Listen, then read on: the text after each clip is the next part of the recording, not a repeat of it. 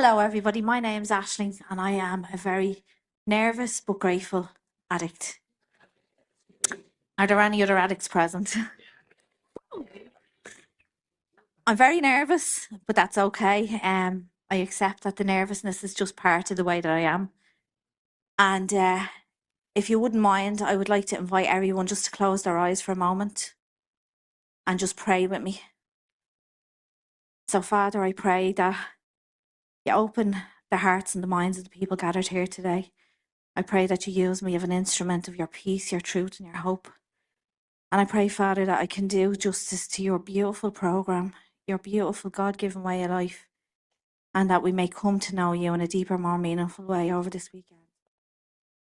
Thy will, not mine, be done. And I would also like to just to as well take a moment of silence, because there's ghosts in these rooms. There's people that should be here today that aren't here today. We have them in Ireland, and I'm sure you have them, everybody that's here from all over parts of the world. People that have died, people that didn't get it, that couldn't get it, that wouldn't get it. And I just like to think about those as well for a moment.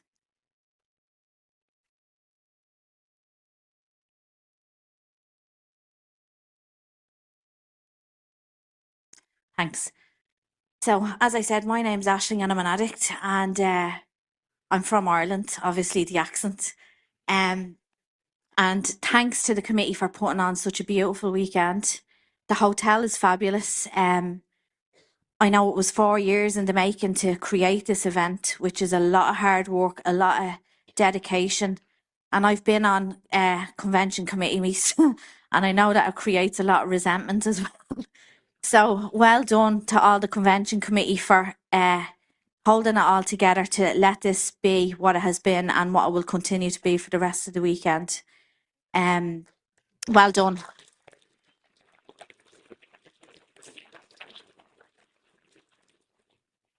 And can I just mention my little pal Joanne that just came up? You know, Joanne lost her only brother in April, and she's been part of this convention committee, and she has kept on working as part of the convention committee despite her little broken heart. She still gets up and shows up, and that's what happens when you come into Cocaine Anonymous. You get in touch with a power that can help you do incredible things that you never thought were possible in your life and in the lives of others. And to get to share the weekend and being a speaker here with my husband as well, like, it's just so gorgeous. You know, I was very emotional all day today.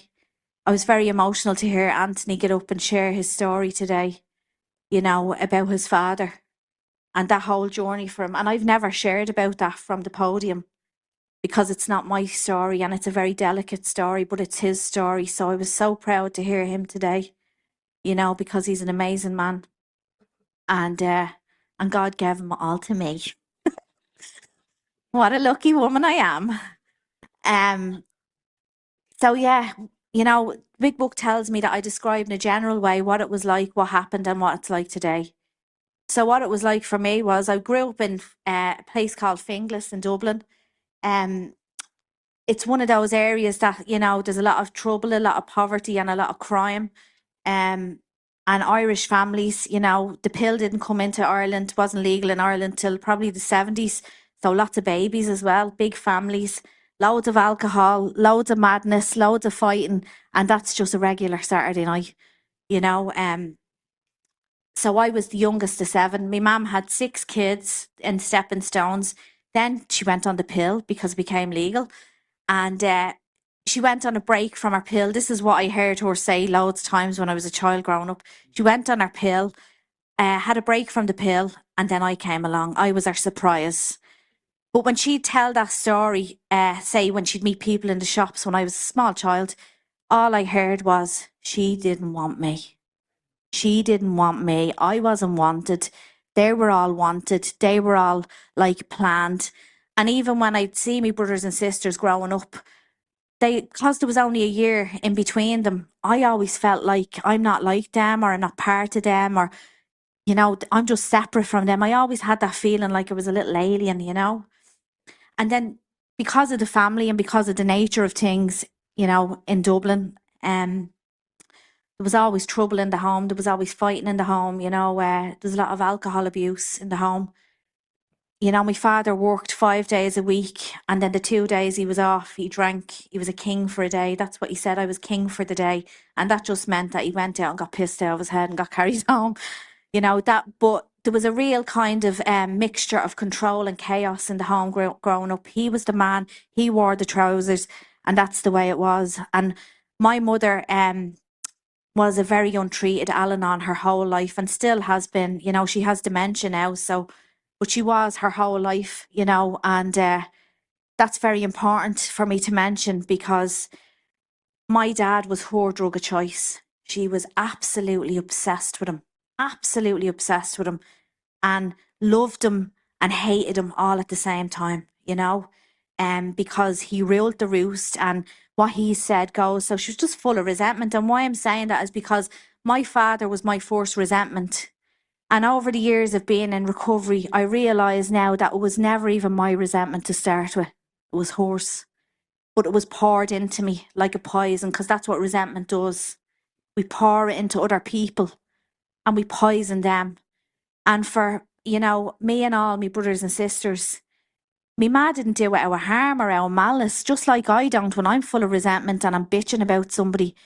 But the impact on me was I grew up with this real hatred for my father and a blame towards him, you know. And also I was affected by a lot of the things that happened in the family home, you know. Um, all of my siblings have alcohol issues. I had one sibling who, from a young age, was in a very violent relationship. Another sibling who has psychiatric issues and got pregnant at 15. Another brother who self-harmed and who went on to take his own life when I was 23. So there was just loads of stuff. Now, that's not what makes me an addict. What makes me an addict is the effect drugs and alcohol have on me. That's what makes me an addict. But I'm just trying to set the stage for you for the little wonky donkey that I was, you know. So I grew up watching all this, full of fear, full of resentment with me dad, because it's all his fucking fault. There's the first F-bomb for you. I was saying to the girl down there, I hope I don't swear. God, please help me not swear. But there we go. We broke the seal already. Yeah, so I grew up watching all this stuff and being, I suppose, molded into this very defective little creature, you know.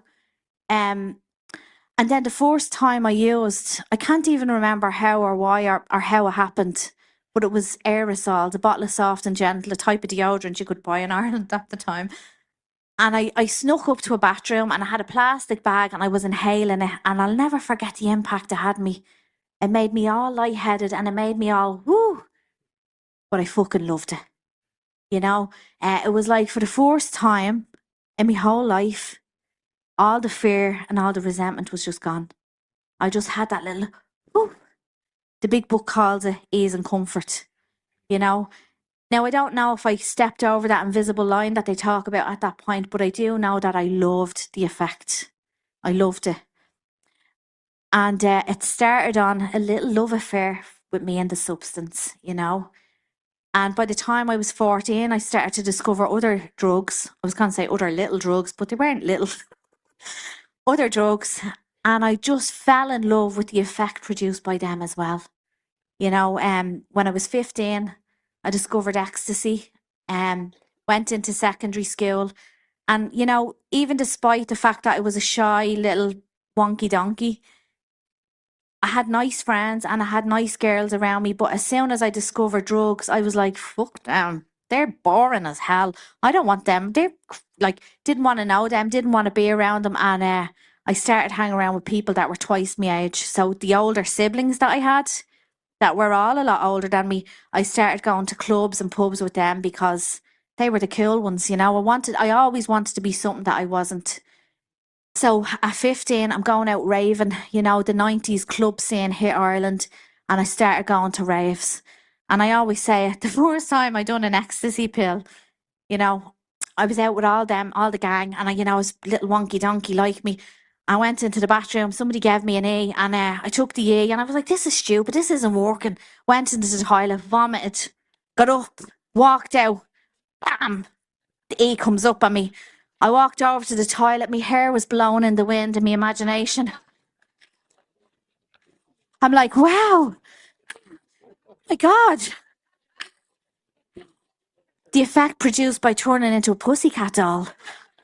I went down there. I had arrived. I was on that stage. Woo, woo, woo. Giving it loads. I had fucking arrived. I thought there was absolutely nothing like me. I was shit hot. I was like, fuck them little assholes back in school. I found what I needed. What that missing hole, the magic potion. I found it in that ecstasy tablet. And that was it. I was gone, sold, you know.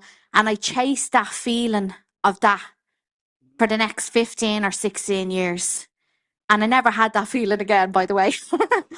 That was it, one-off deal.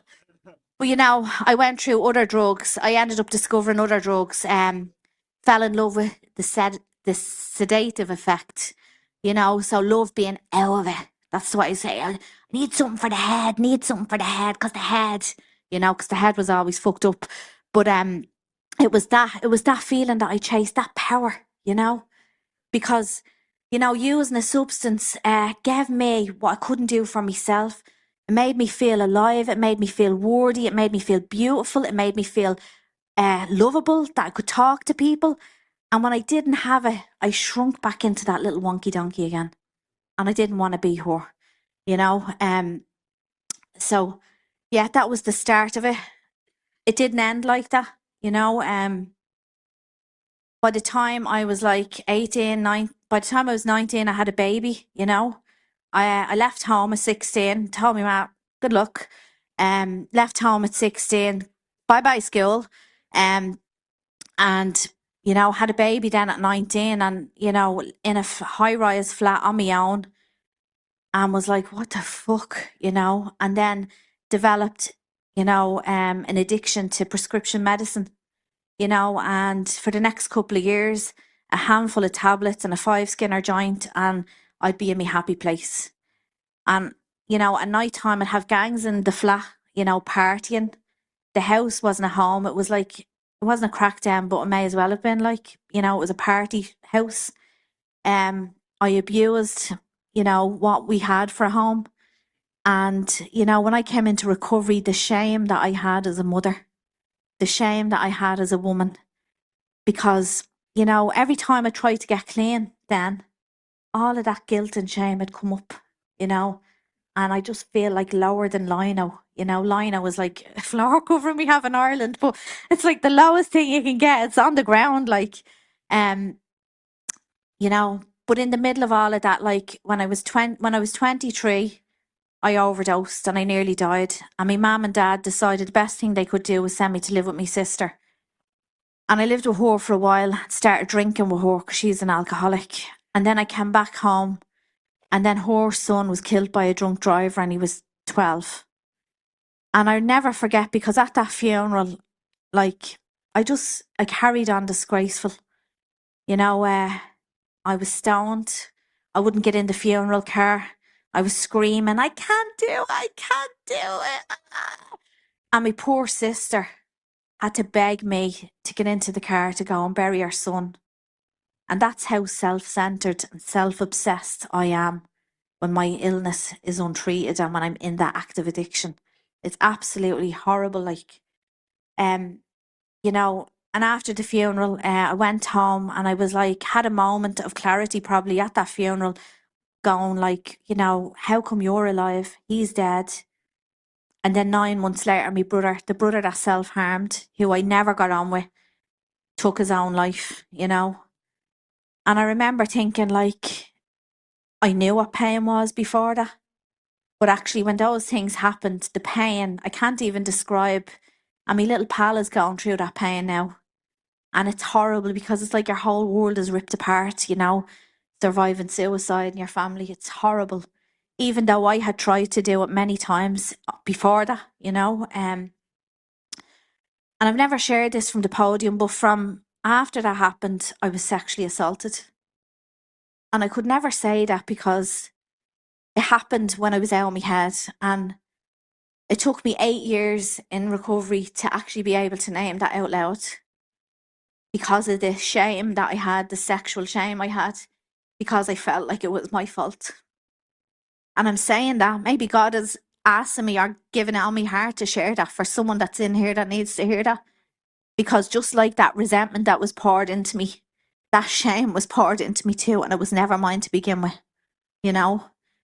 And after that happened, all I wanted to do was get stoned and slice me arms, slice me arms, slice me arms, take tablets and slice me arms.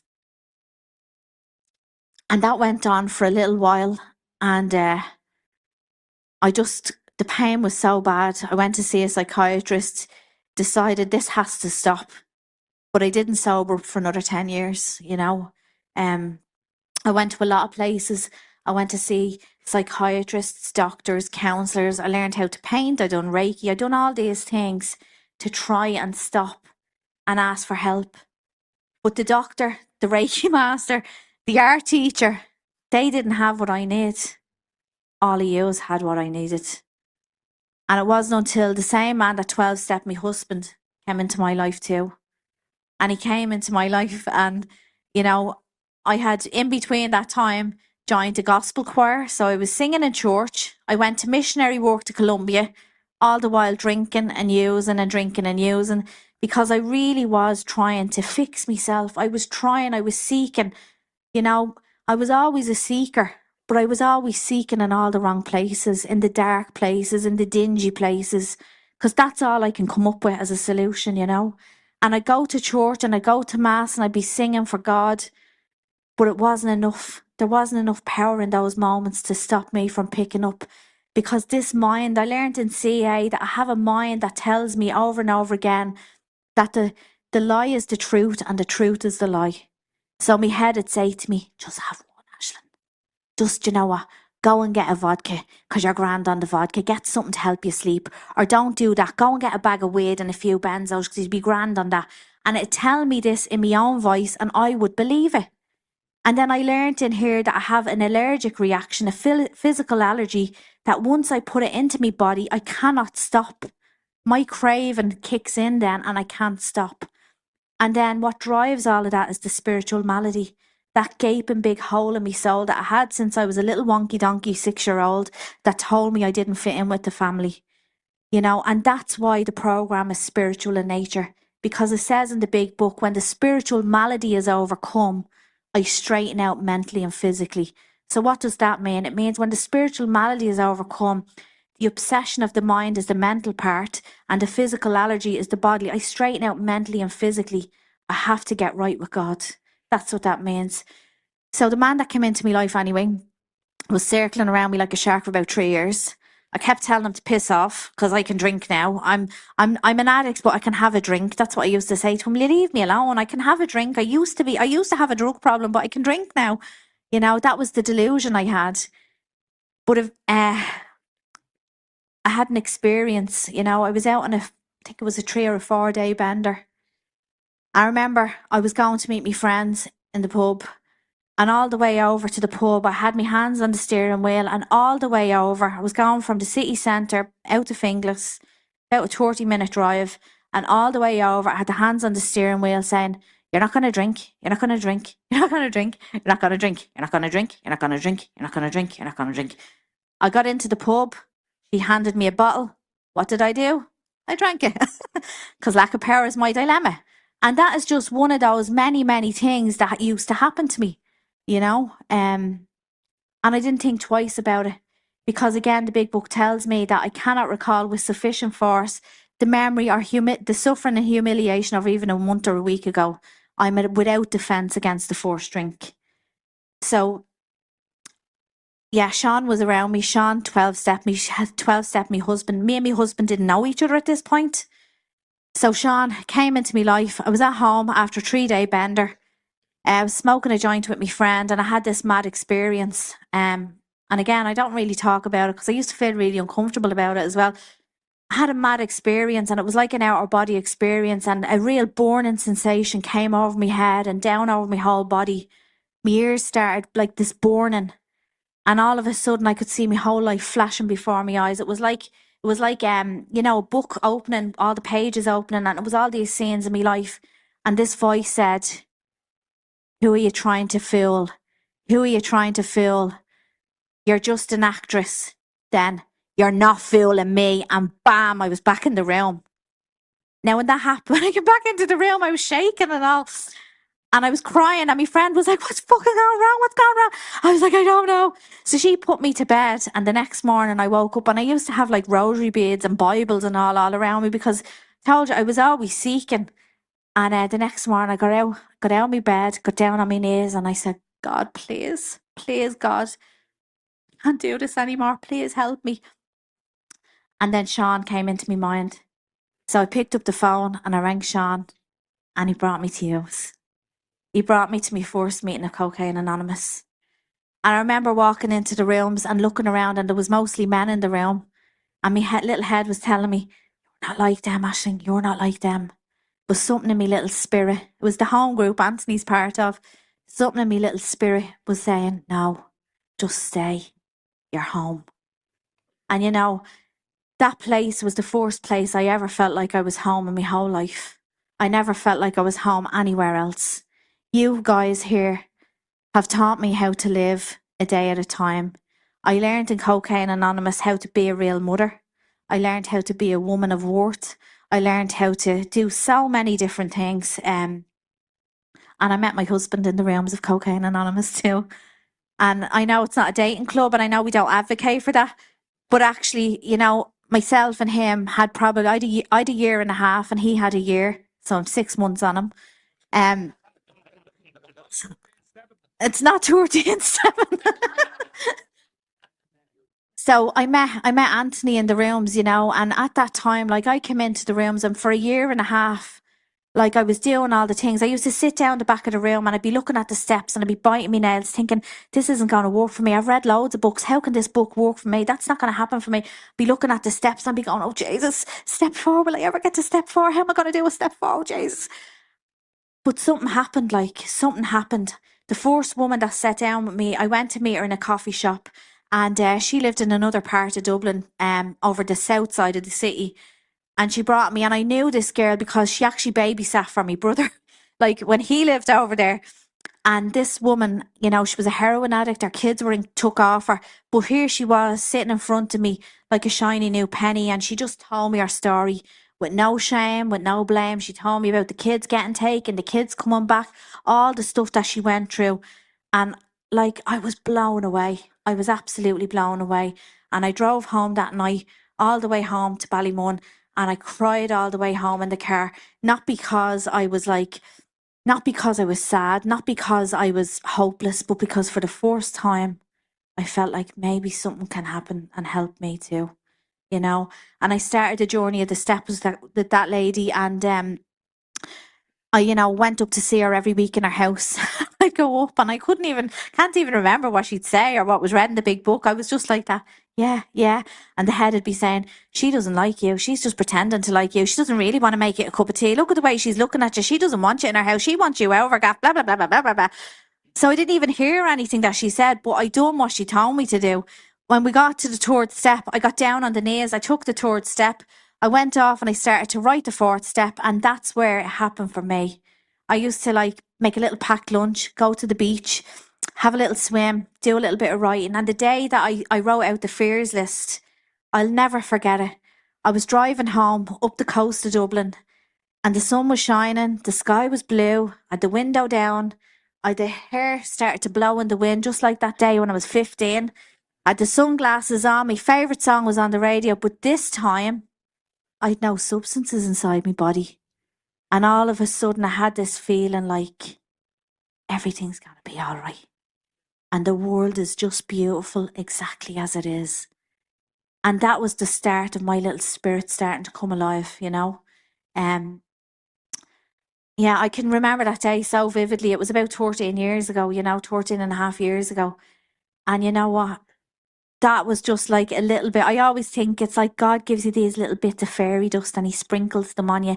And it's like a little taste so you want more and you'll do more.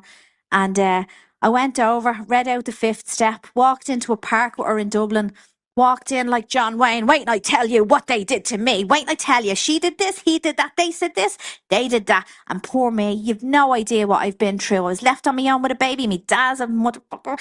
You know, my ma didn't love me. I had a list of it all. And I swear to God, that woman just shrunk me right down. She said to me for the first time what nobody else had ever said to me. She said, "What did you do?" Did you not hear what I said? What they did on me? Did you not hear what I said there? She's like, "Aisling, what did you do? What kind of a daughter were you? What kind of a sister were you? What kind of a friend were you?" I was floored. For the first time in my life, I was dragged into consideration. Kicking and screaming. I was dragged into the fourth column, and it was there that I found my freedom. I saw the exact natures of my wrongs. And you know, I walked in like John Wayne, and I came out like Polly Pocket.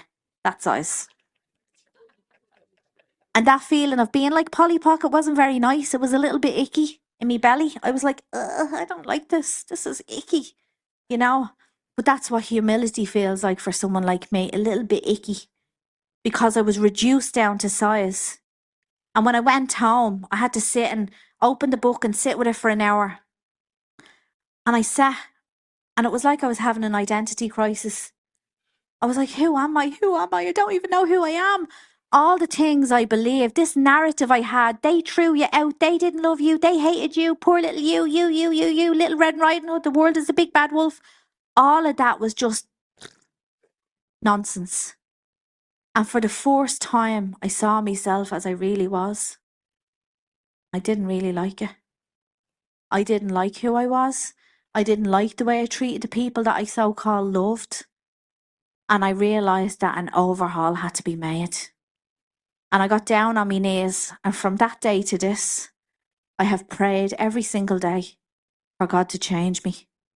Every day I get up and I ask God, let me be your hands and feet in this world. Because I'm a selfish, self-centered woman. And in a heartbeat, I can make your story about me. I'll make everything about me. Things that happen in China that I've never been to China.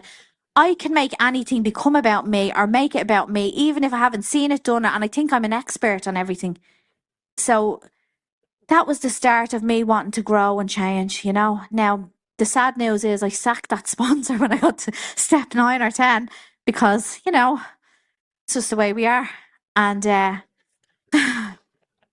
had another sponsor and then another sponsor. And when I was a year and a half sober, just before I met Anthony, I met this other lady called Breda, who was a member of AA. And when I met Breda, I was a year and a half sober. I was running to meetings. I was running to a Christian church. I was going to the Christian church 5 days a week. I was giving them like a third of my wages. And I was trying to be the bestest version of myself that I could possibly be. I was trying not to swear. I was trying not to do bad things. I was really, really trying. And God loved me. The more I tried, the worse I failed. Because it was self-will run riot, even though my motives were good. And by the time I got to Breda, when I rang her, I said, Breda, I said, I need help. And she said to me, darling, I've a lot of girls on the book at the moment. And I start crying. I said, if you don't help me, I'm going to die because I can't live in this world. I can't live in it using and I can't live in it sober. So if you don't help me, I'm going to have to kill myself because I just can't do this thing called life anymore. And she said to me, come over to me Tuesday. And I started out on a journey through the steps. You know, Anthony spoke about a second surrender. That was my second surrender. I started out on a journey with Breda and I got to step 3. And this time with her, I remembered the book came alive. As she read it out to me, I saw myself in the words. I saw myself in Bill's story. I saw myself in it all. And then I took my 3rd step. And then my nephew took his own life. I was a year and a half sober. And my 18-year-old nephew, who was one of us, he was just out of a psychiatric ward, took his own life. And that was one of my biggest fears after surviving suicide before my family. And, you know, it's so funny the way God works because after that, it's all a blur. I couldn't feel anything, but what I kept doing was showing up. I remember I went over to my family and they were all sitting around drinking and smoking weed. And my head said to me, have a drink, have a drink, have a drink. And then this other weird voice kicked in and said, Aisling, if you drink today, your problems are going to be there tomorrow. Like, who the fuck is that? I ran out and I rang Breda and I told her what happened, and she goes to me, "Darling, that is your higher power. I can't help you, but God can. Now get on your knees." You know, and that was the way she sponsored me. I used to ring her then, and so for me with the suicide thing, the second time, I went over, read out the fourth step for her, and then after I read that out, the most amazing thing happened. All these women started asking me to help them. And I swear to God, them women saved me. They absolutely saved me. I'd have 3 and 4 of them a week coming over to the house. And when they'd come in, I wouldn't be thinking about myself. I wouldn't think about the grief. I wouldn't think about what I was going through.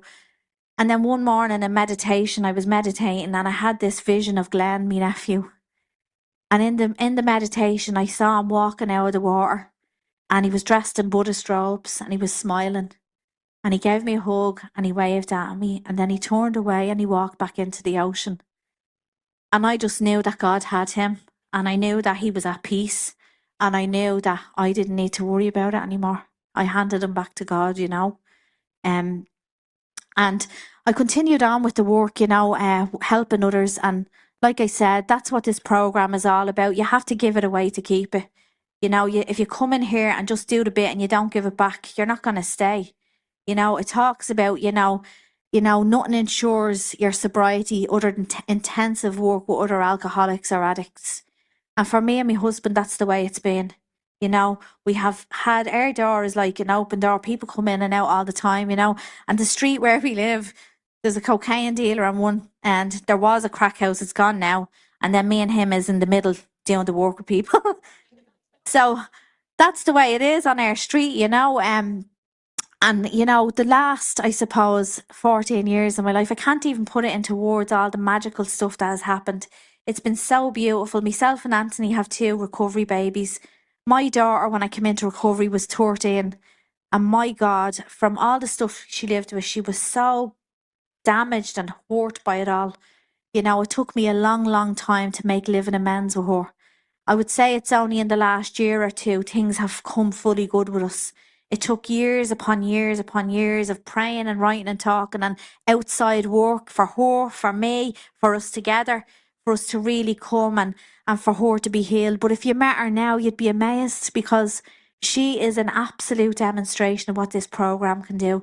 Because as much as your addiction affects and ripples out into the family, so does your recovery. And our recovery in our home. And Anthony's been a big part of that, because her father was an addict and died, never got recovery. But Anthony came into her life and took her under his wing. And at times I used to be jealous of their relationship, I won't lie, because he was able to talk to her and connect with her in ways that I couldn't sometimes. But God did for me what I could not do for myself through him, you know. And we went on to have 2 little recovery babies who are just so beautiful. They're like little legends.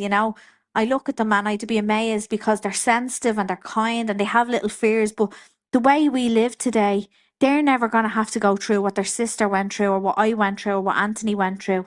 And that's the miracle. The best days of your lives haven't even happened for the newcomer. Just give this stuff a shot. Don't give up on yourself. Make your life so important that you will do absolutely anything you're told to do, and don't rip yourself off. Because if you come in here and you don't do what's suggested, that's what you're doing. You're just ripping yourself off, because life can be so beautiful. And me and Anthony, look, we're 2 addicts living together. I'm going through a bit of work now that I have to go through, because me and Anthony have had our own struggles in our marriage. He had his own stuff going on the last couple of years, and I was walking alongside him with that, as a wife, trying to be patient, but like also trying to control the shit out of him. Under the guise of being patient. And what I've realised is that I became very untreated in the relationship.